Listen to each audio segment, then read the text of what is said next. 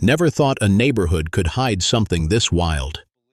Not in the middle of the Vegas desert, not under our streets, not behind the smiling faces of our HOA board, but the night I heard water running under the sand, everything changed, because nobody, absolutely nobody, in Vegas wastes water, unless they're stealing it, unless they're hiding something, unless the thing they're building could destroy us all. And when I found out what my HOA was doing in the dark, I realized something terrifying. They would do anything, to keep me quiet.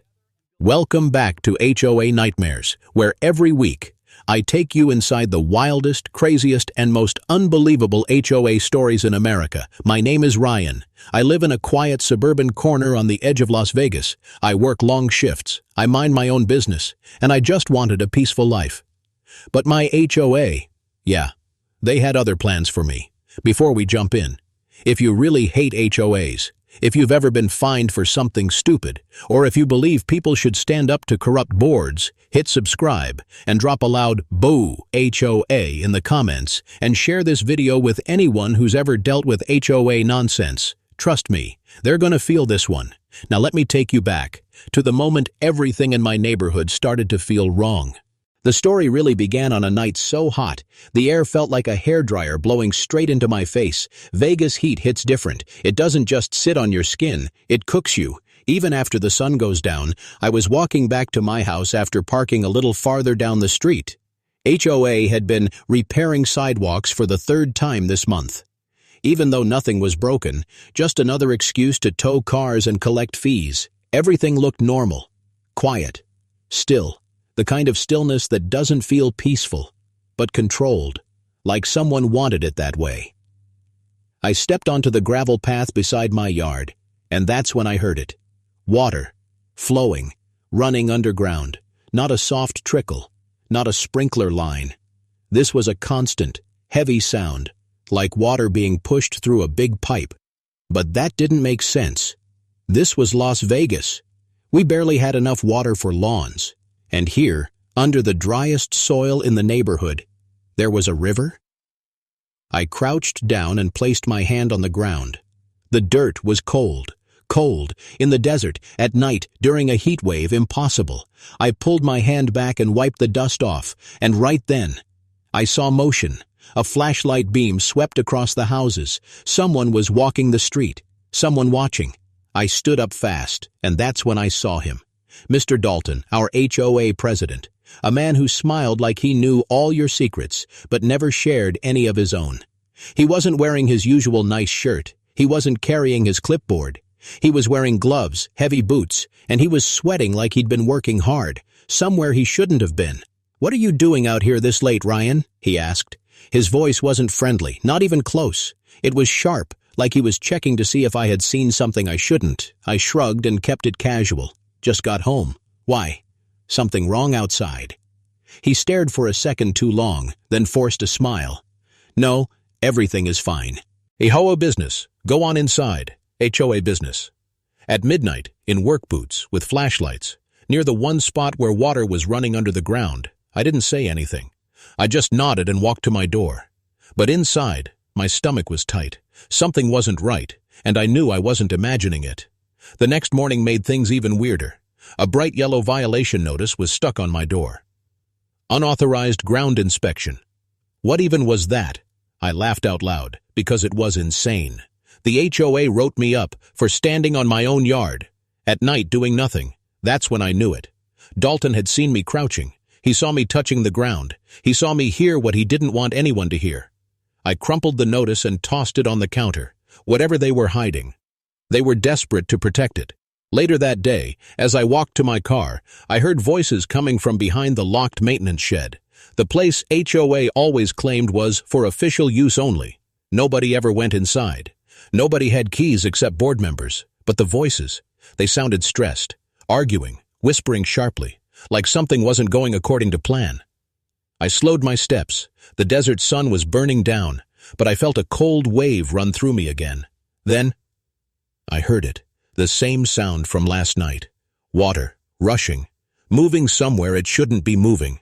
I leaned a little closer. Careful. Quiet. "If he heard it once, he'll hear it again," a man said. We need more cover. We can't hide the moisture forever, a woman whispered. Finish the pool room first. The Oasis reveal has to stay on schedule.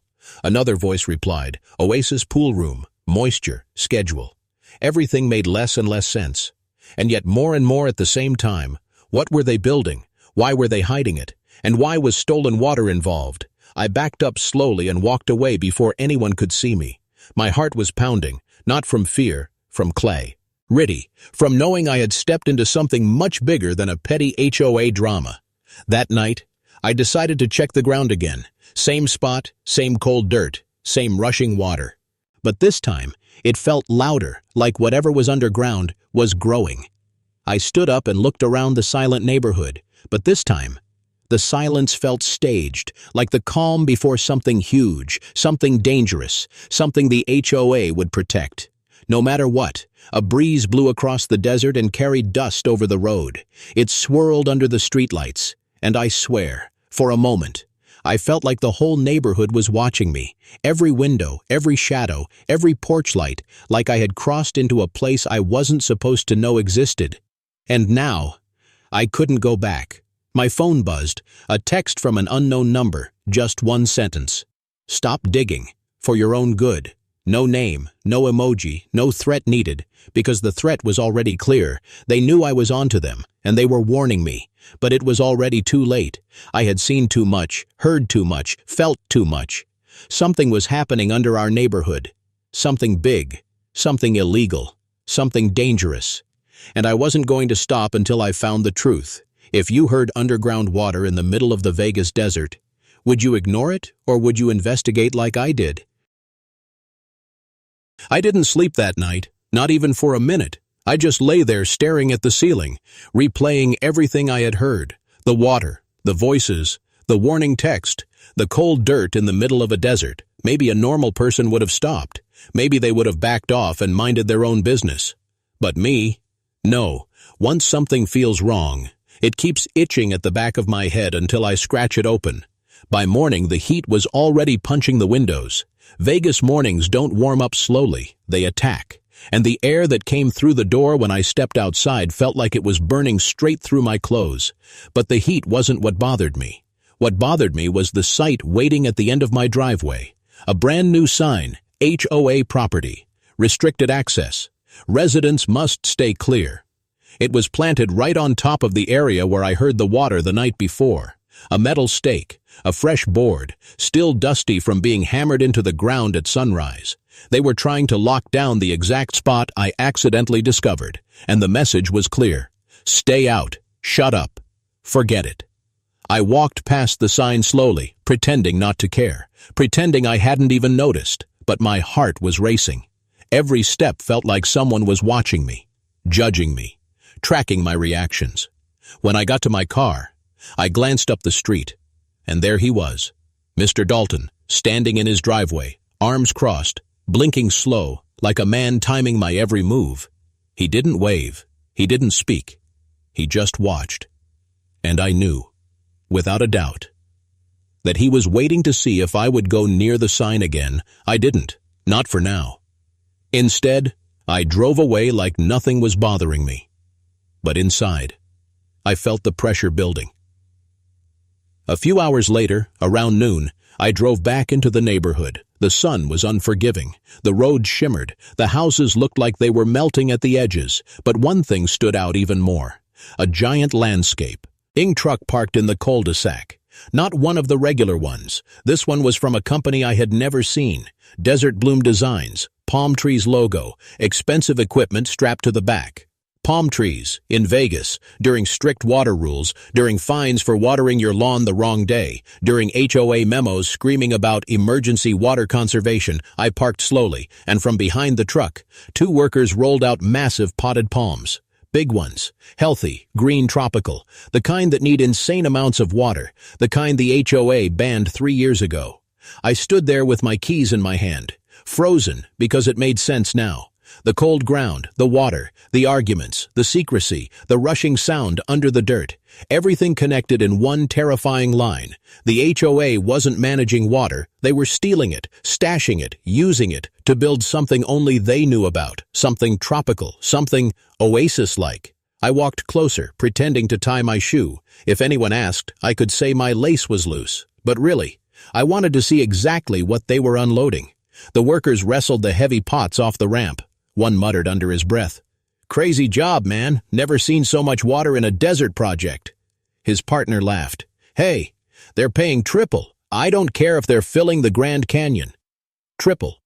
Triple pay. That wasn't normal. Nothing here was normal. I snapped a picture on my phone. Quick, discreet. Evidence. Then I kept walking, like a regular neighbor with regular business. But as I turned the corner toward my house, someone stepped out of the shade. A woman I had barely spoken to, lived 3 houses down, quiet, soft-spoken, the type of neighbor who never made a sound. Her voice was almost a whisper when she said my name. Ryan. I turned. She looked nervous. Her hands shook a little, her eyes darted toward the workers, then toward the HOA office across the street. "I need to tell you something," she said. "But not here. Not where they can hear." "That who can hear?" I asked. Even though I already knew the answer, she swallowed hard. "The board? The HOA. They watch everyone. They see everything. They know when someone starts asking questions." A chill crawled across my neck, not from fear, from confirmation, from knowing I wasn't imagining anything. "What do you know?" I asked, trying to keep my voice steady. She hesitated, looked over her shoulder again, and stepped closer, her voice barely a breath. "They're building something big, something illegal, and someone like you, someone who notices things. You're not safe if you get too close." Her eyes looked tired, like she hadn't slept in days, like she'd been carrying this secret alone for too long. "What is it?" I asked. She shook her head. "I don't know all of it, but I know they've been tapping into the city water main. I saw the trucks at night. I saw the pipes, and I heard them talk about the reveal." The reveal, same word I heard behind the locked maintenance room. My stomach twisted. This wasn't just a weird project. This was a coordinated plan, a massive one. "What do you want me to do?" I asked her. She looked at me, eyes wide, full of fear. "Stop, just stop. Pretend you didn't hear anything. Pretend you didn't see anything. People who ask questions don't last long in this neighborhood." My throat felt tight. The heat wasn't helping. The sun felt heavier, brighter, like the whole sky was pressing down on me. I nodded slowly. "Thanks for telling me. But I can't ignore this. Something is wrong, really wrong."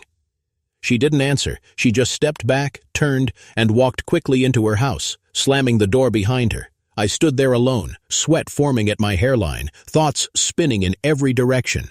That's when I noticed something else. A black SUV parked near the mailbox cluster, windows tinted, engine off, but someone was inside, sitting still, watching. My chest tightened. I pretended not to see it, pretended to stretch, pretended to check my phone, but I knew I was being watched, tracked, monitored, and the moment I started walking again, the SUV slowed. We rolled forward, like a shadow following me, not too close, not too obvious, but close enough that I felt it. When I reached my house, it paused, idled for a second, then drove off around the corner. I stood there at my front door, hand on the handle, heart pounding so loud I almost heard it in my ears. Whatever the HOA was building, whatever they were hiding, they were willing to protect it at any cost, even intimidation, even surveillance, even threats. And if they were already watching me this closely, then I knew something else. They were scared. Scared that I was getting too close. Scared that I might uncover the truth. Scared that their entire operation was about to collapse. I wasn't sure what they were building yet, but I was sure of one thing. I wasn't backing down. Not now, not ever. If your HOA started tracking you and warning neighbors to stay quiet, would you walk away or dig even deeper like I did? I spent the rest of the afternoon sitting inside my house with the blinds half closed, not hiding, just watching, listening, trying to understand how deep this thing went. Every time a car passed, every time a door closed, every time I heard footsteps on the sidewalk, my chest tightened because any of it, all of it, could be them.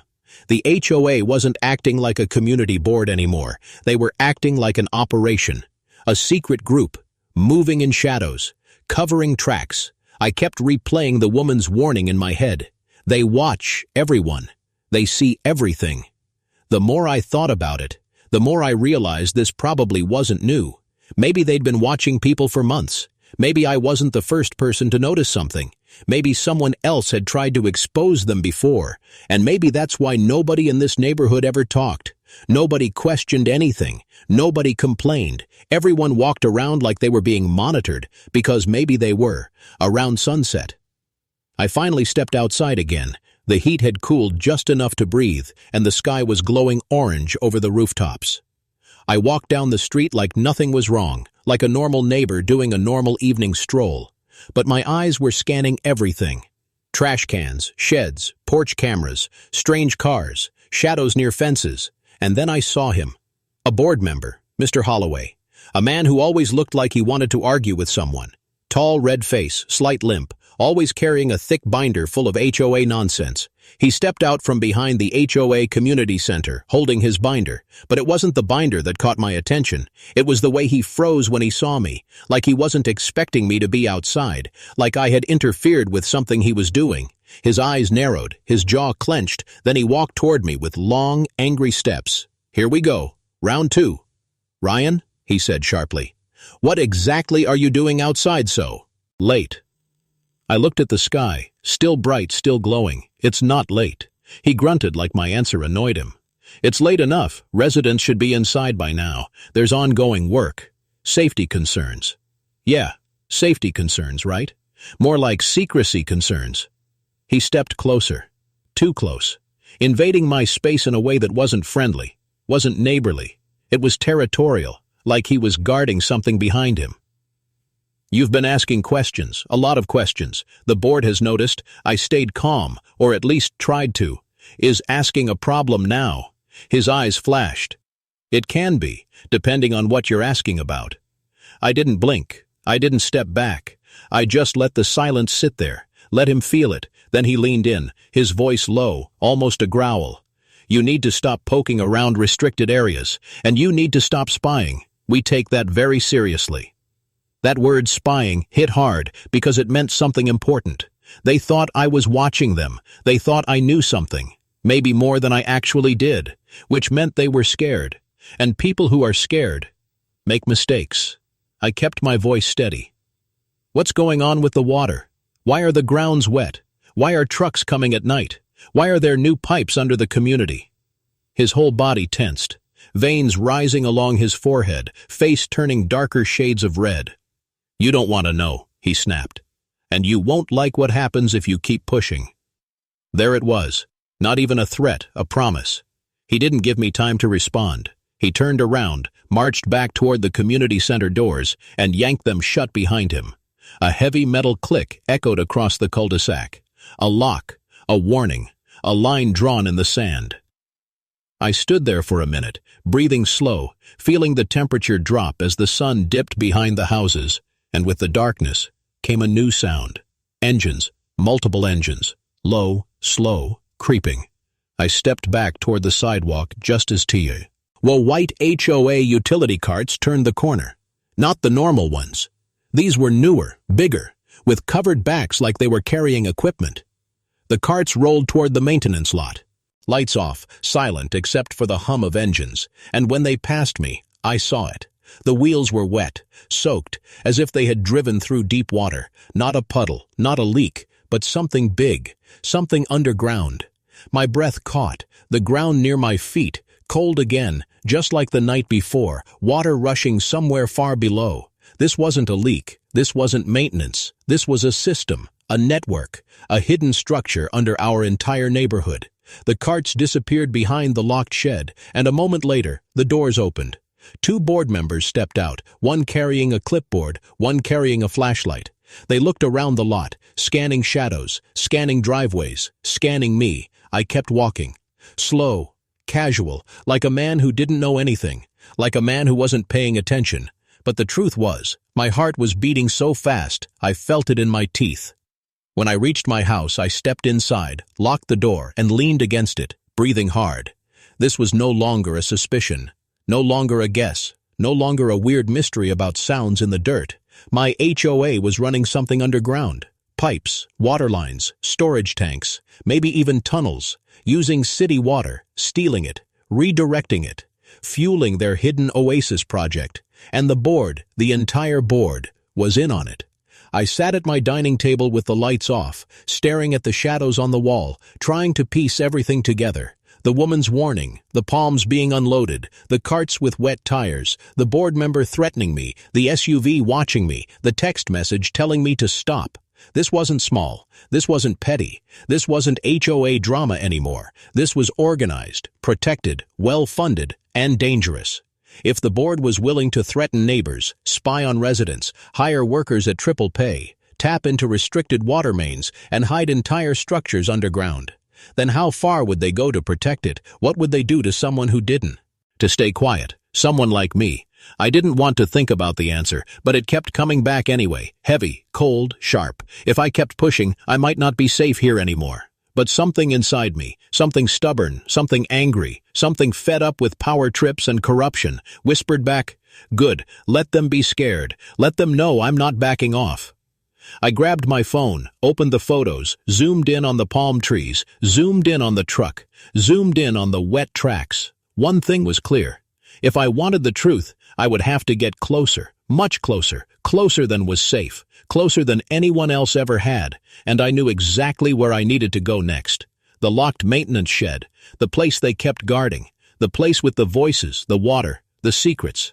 Tomorrow night, I would find a way inside, no matter what it took. If you saw your HOA sneaking around at night with wet equipment and threatening you to stay quiet, would you keep digging, or would you back off?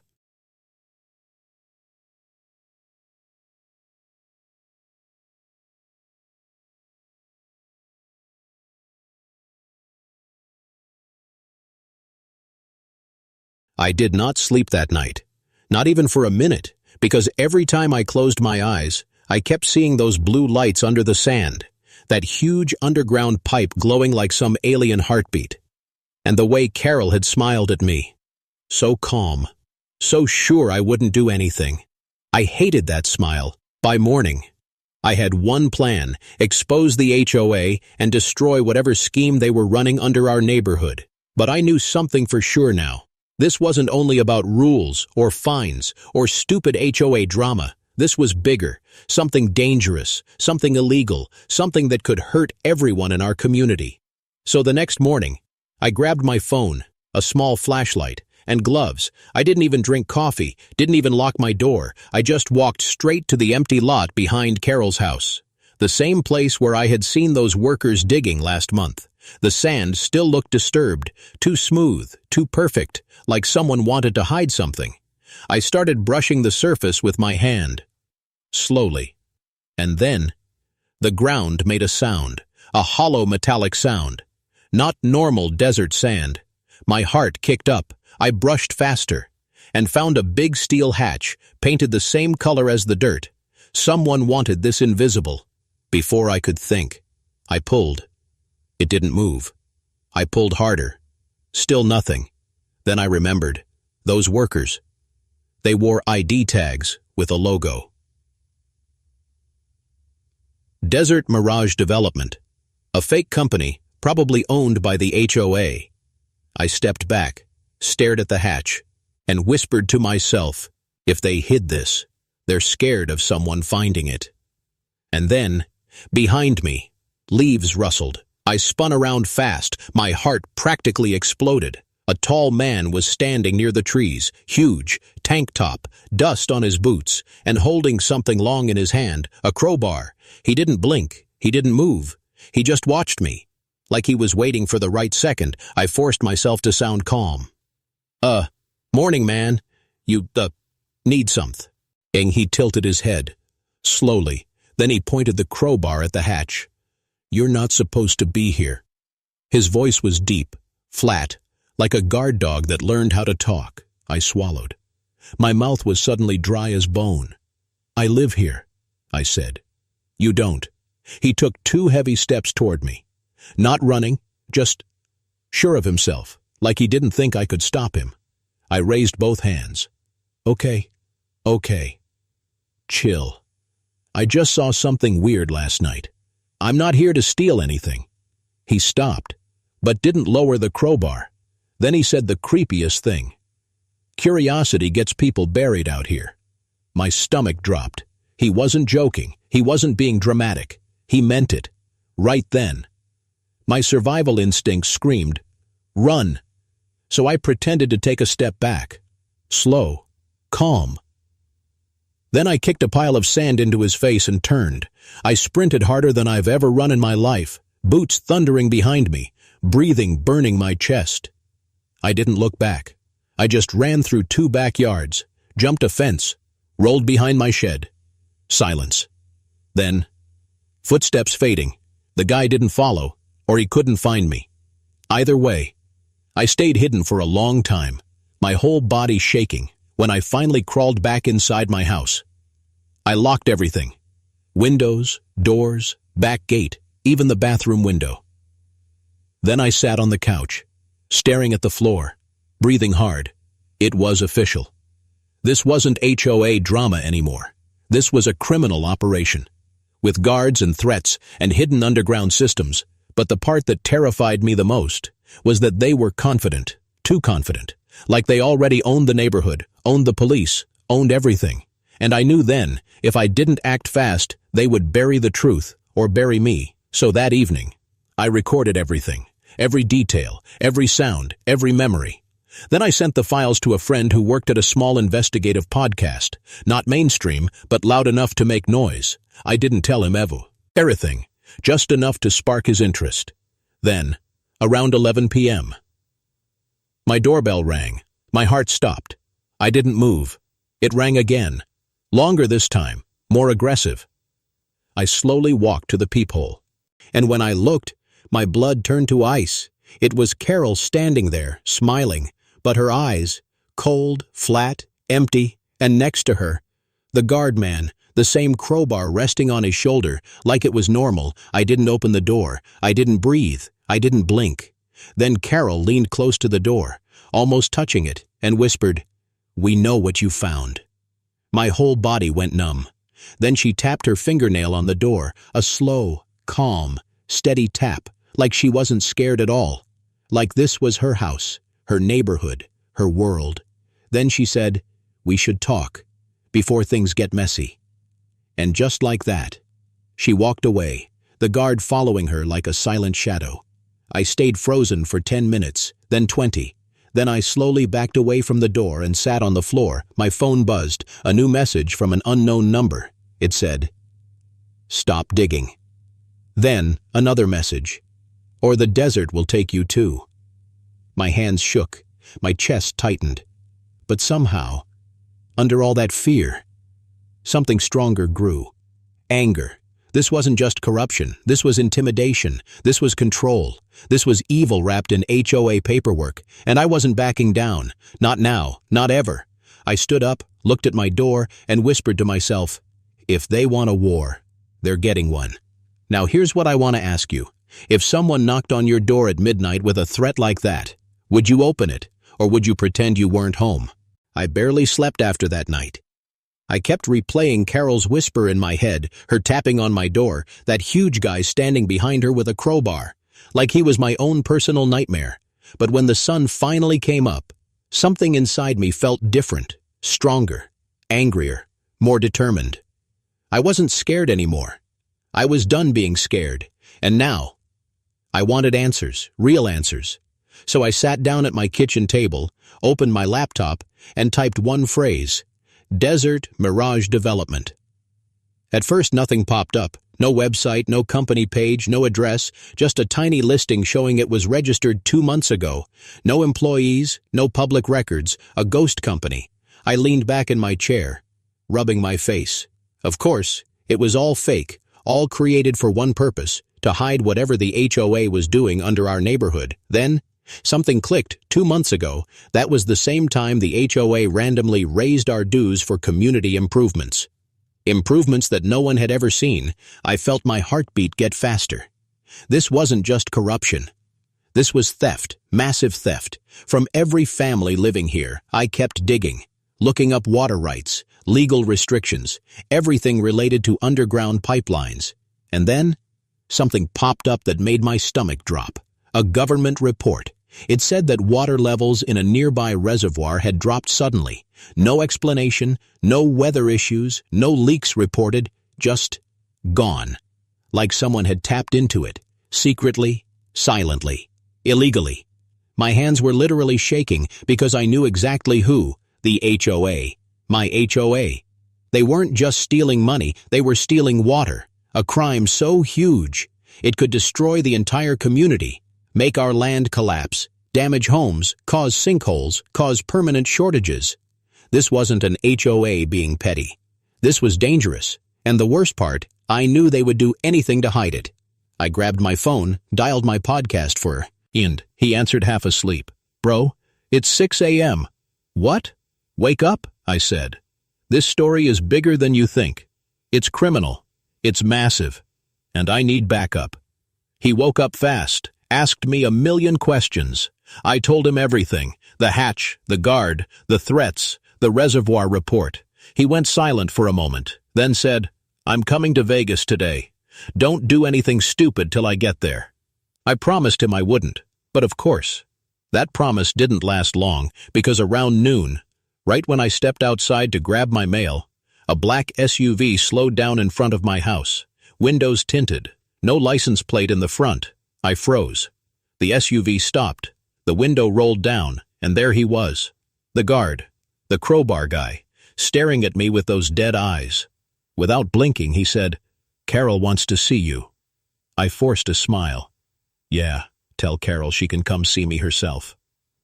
His jaw tightened. He stepped out of the SUV, huge broad shadow covering half the street. He took 2 steps forward and said, "You don't understand." She wasn't asking. My heart pounded, my brain screamed, but my mouth didn't care. "Oh, I understand," I said. "I just don't care." His eyes narrowed. He took another step. But then, across the street, old Mrs. Jenkins opened her front door to water her plants. She waved at me happily, completely unaware of the danger standing 10 feet from me. The guard looked at her, then back at me. He clenched his jaw, got back into the SUV, and drove away slowly. I let out a shaky breath. That was close. Too close.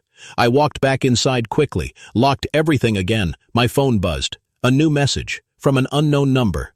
Last warning. I stared at the screen. My anger was boiling now. Last warning, like they owned me, like they controlled this neighborhood, like they were the law. No, not anymore, because I finally realized something big, something that flipped every switch in my brain, if they were threatening me this hard. It meant I had them scared. They knew I was close. They knew I could expose them. They knew I wasn't backing down. And that meant one thing. They were desperate. So that afternoon, I did something risky, stupid, maybe insane. I went back to the empty lot, but this time, I didn't go alone. I took a shovel, a wrench, and a GoPro strapped to my shirt, recording everything. The hatch was still there, still half buried, still humming faintly underneath. I took a deep breath and started digging. Fast. I wiped sweat from my forehead. My hands hurt, but I kept going. I needed to see what was inside. I needed proof. Sand flew everywhere. My arms burned. But after 15 minutes, I hit metal. And this time, the hatch moved, just a little. But enough. I pulled. Hard. The metal groaned. Dust shook off. I pulled again, my muscles screaming, my lungs burning. And then, the hatch popped open.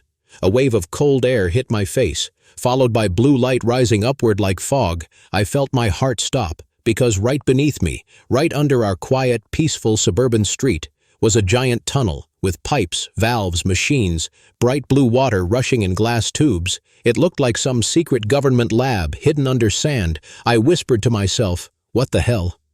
Then I heard it, a voice behind me. "You should have listened."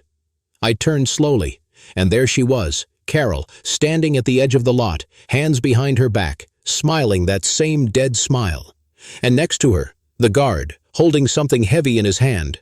A wrench, long, rusty, dangerous. My stomach dropped. My voice cracked. What? What is this place?" Carol walked closer, slow, calm, confident, her shoes not even sinking in the sand. "This," she said softly, "is why we can't let you leave." My whole body froze. She wasn't bluffing. She wasn't playing. She meant it. "Now let me ask you something. If you discovered a secret underground tunnel under your neighborhood, would you explore it, or would you run for your life?" I didn't move. Not even a breath, because the way Carol was looking at me, it wasn't anger. It wasn't frustration. It was ownership. Like she believed I belonged to her now, like the entire neighborhood was her private kingdom, and I had just trespassed into her throne room.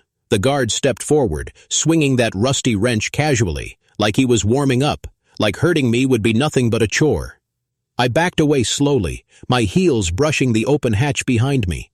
One wrong step, and I'd fall into that glowing tunnel below. Carol's smile widened. "You made this harder than it needed to be," she said. "You should have paid your dues, minded your business, stayed quiet."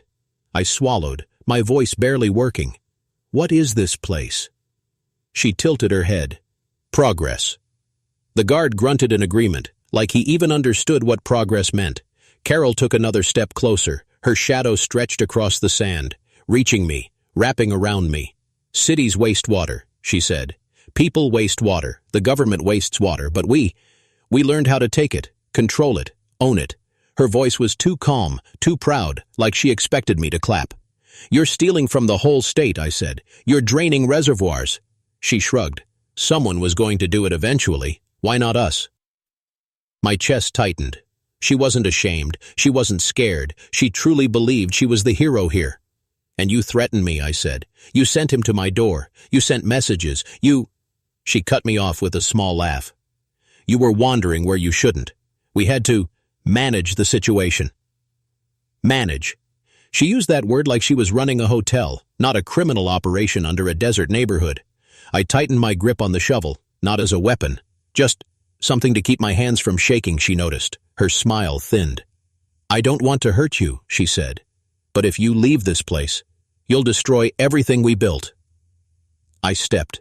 Back again, my heel hanging over the edge of the open hatch, she reached out a hand. "Come with us.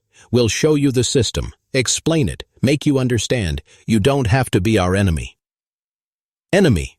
The word echoed inside my head. I didn't want to be their enemy, but I definitely wasn't going to be their partner. The guard shifted his weight, getting ready to grab me. I had 1 second, one chance, so I did the dumbest thing possible. I jumped. Not sideways, not backward, not toward safety. I jumped into the hatch. Carol gasped. The guard shouted, but gravity took me fast. Blue light spun around me. Cold air smacked my face. Metal blurred past my eyes. Then, thud, I hit a metal walkway.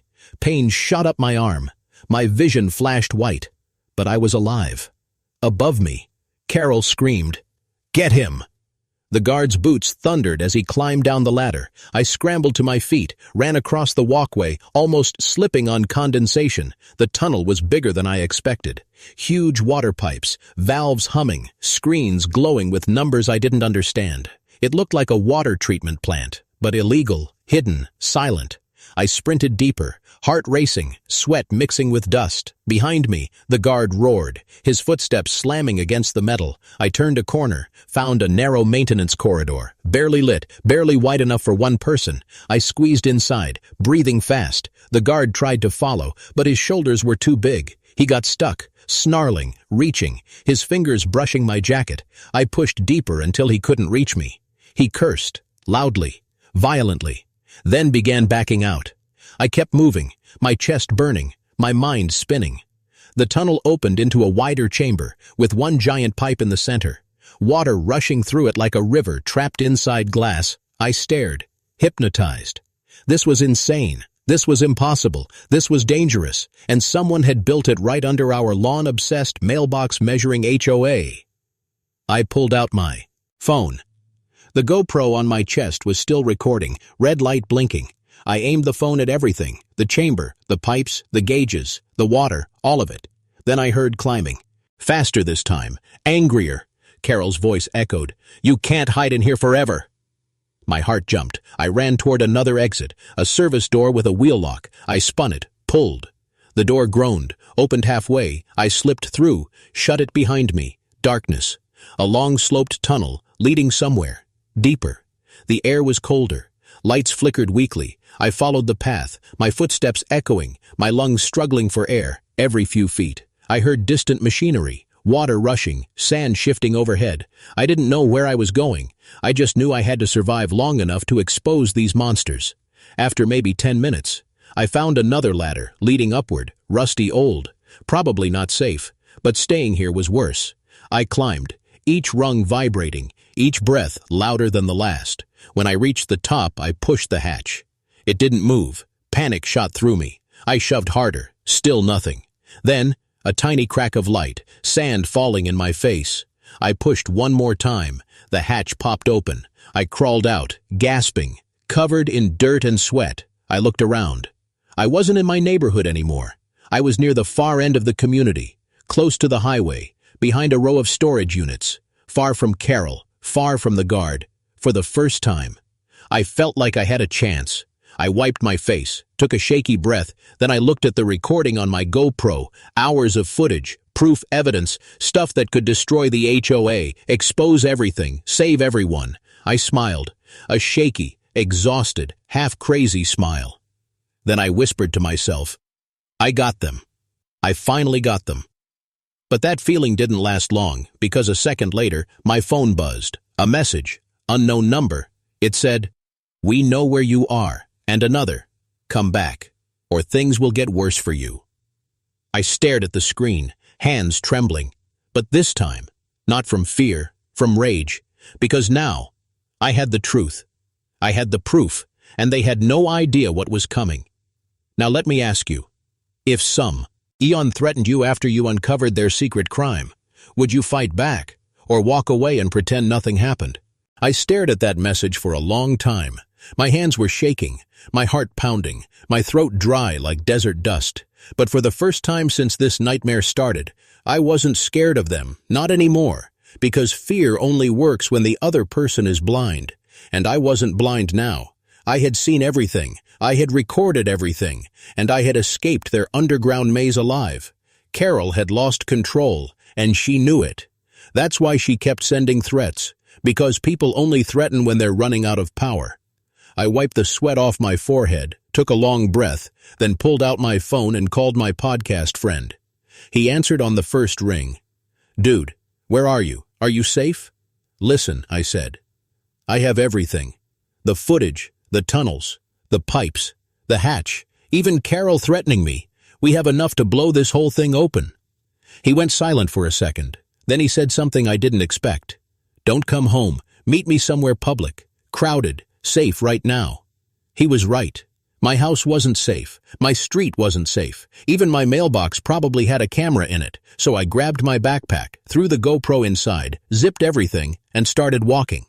Not to my car, not toward the neighborhood, but toward the main road, where people were driving, jogging, living normal lives, lives not haunted by HOA corruption and secret water tunnels. When I reached the gas station on the corner, my friend was already there, leaning against his dusty Subaru, holding 2 coffees. He handed me one. I gulped half instantly. "You look like hell," he said. "I crawled out of hell," I said. We sat in his car, and I showed him everything, the videos, the pipes, the glowing tunnel, the machinery, the conversation with Carol, the threats, the texts, all of it. His eyes got wider, wider. Then he whispered, "This isn't a story, this is a felony, multiple felonies. They'll go to prison for this. Not if they get to me." "First," I said. He looked at me sharply. "We're going to do this smart, careful, professional. I'll send this footage to 3 different people I trust. Investigators, journalists, lawyers. If anything happens to you, this drops everywhere, understand?" I nodded, a knot tightening in my stomach. Then he leaned closer. "And we're not going back to your neighborhood. We're going somewhere safe, neutral, someplace where the HOA has zero reach." I almost laughed. "Where? Mars?" He shook his head. "No, downtown Vegas. No HOA survives there." He wasn't wrong. So we drove, leaving my quiet little neighborhood behind. The perfect lawns, the perfect hedges, the perfect streets. Everything that was supposed to feel safe, but never did. As we hit the main highway, my phone buzzed again. Another message. Unknown number, 3 words. Last chance. Stop. I showed it to my friend. He smirked. Too late. We're already rolling. The city lights grew brighter, neon glowing across the sky, cars honking, people laughing, tourists shouting. For the first time in days, I felt human, not hunted. We parked near a busy hotel, checked into the lobby cafe. Crowds everywhere, noise everywhere, eyes everywhere. This was safety. My friend opened his laptop, started copying files, backing up everything, uploading to encrypted drives. Every few minutes he'd say, "Got it, that one's safe. Next one, next one, next one." I just sat there, staring out the window, watching people live their normal lives and wondering how my HOA had gone so far into madness. Then something strange happened. As he uploaded the last file, my phone buzzed. Again. But this time, it wasn't a threat. It was a video, sent from an unknown number. I tapped it. My breath caught in my throat. It was Carol, standing in the HOA office, hair messy, face pale. Behind her, 2 board members pacing like trapped animals. Her voice was sharp, panicked, nothing like the calm, smug woman I had seen. "Underground. They know," she said. "He has proof. He escaped the tunnel. The video cut off, just ended. No explanation. I stared at the blank screen, my heart pounding. My friend leaned over. "What the hell was that?" I rewound it, watched again. Carol wasn't threatening me. She wasn't angry. She was terrified. Someone else was there, someone she didn't mention, someone she didn't dare talk about, because the fear in her voice, it wasn't fear of the police or the public or me. It was something behind the camera, something worse. My friend looked at me. "Dude, there's another player here, someone higher, someone controlling them." I didn't want to admit it, but he was right. The HOA wasn't smart enough, or brave enough, or powerful enough to pull off a massive water theft scheme alone. Someone else built those tunnels. Someone else installed that machinery. Someone else planned everything. Carol and the board. They were pawns. Someone else was the mastermind. My stomach twisted. The victory I felt earlier faded. This wasn't over, not even close. My friend touched my shoulder. "We go public tonight. We release everything. Let the world see it." I nodded slowly, still staring at my phone, still replaying Carol's terrified eyes. Then I whispered, "If they're scared, what does that mean for us?" He didn't answer, because he didn't know, and neither did I. I leaned back in my chair, closed my eyes, took a deep breath. My life was different now. My neighborhood was different. Everything was different. But one thing was certain, I wasn't going back. Not until this whole nightmare was burned to the ground. Now it's your turn to tell me. If you found out your HOA was being controlled by someone even more powerful, would you keep digging for the truth or walk away while you still had the chance?